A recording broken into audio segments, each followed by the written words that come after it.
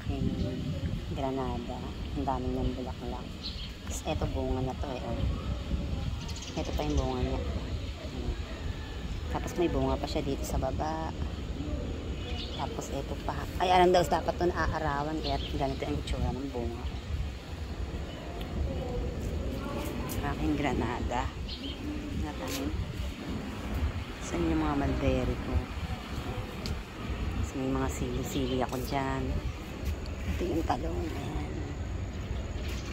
Mga kalamansi kong tanim. Ang dami ng bulaklak tsaka bunga. Ito pa yung aking isang granada. May bunga na rin. Ayan. Ayan siya. Ito yung hindi ko alam kung dayab to o lemon. Pero ang dami niyang bulaklak at tsaka bunga. Nasa ano lang siya. Timba ng pintura.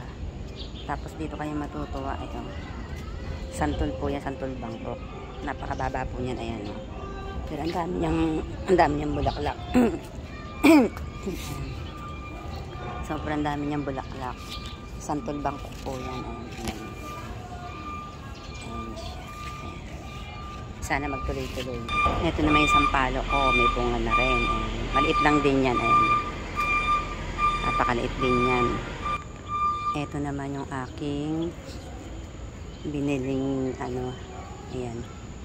Pero matagal na din sa akin to. Ayan. Nagbulaklak. Ano siya bunga. Ang daming bunga. Oh. Sana wag kainin ng ibon. Ito. Napakarami niyang bunga. Ayan. Ito pa. Ito sa taas. Minsan kasi nagbunga siya, kinain ng ibon. Ito oh.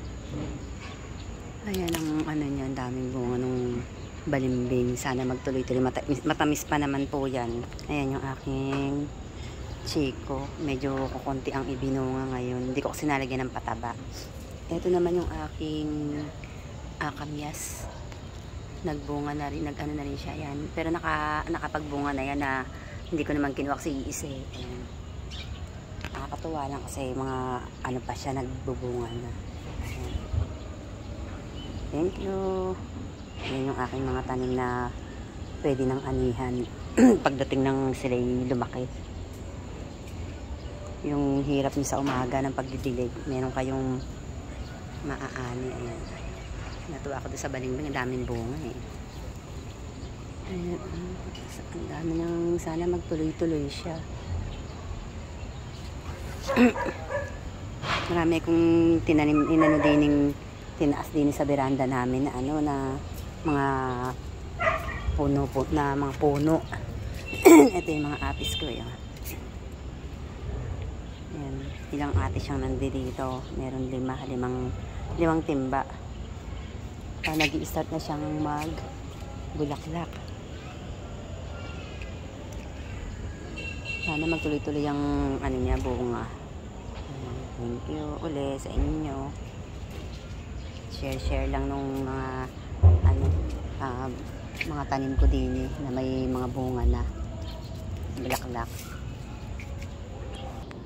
Ito nga pala yung granada dun sa harapan ng gate namin dito sa tapat. Kasi ang dami na niyang bulaklak. Ayan.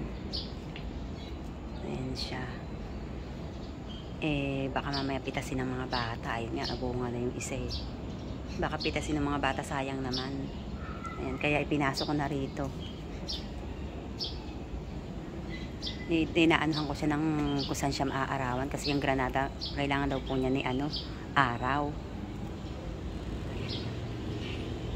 Ang binili kong ano niya ni apat dun sa taas. Bali 6. Talagang dinamihan ko ang bili niya kasi naalala ko yung matandang yung inari kong biyanan, tinuring kong biyanan na, tsaka yung chiko. Pag yun ang nakikita ko, naaalala ko lagi sila kasi meron silang puno niyan. Ay, ayan, napamura tuloy ako. Loko kang pusa ka, matapakan. Ayan. Thank you po.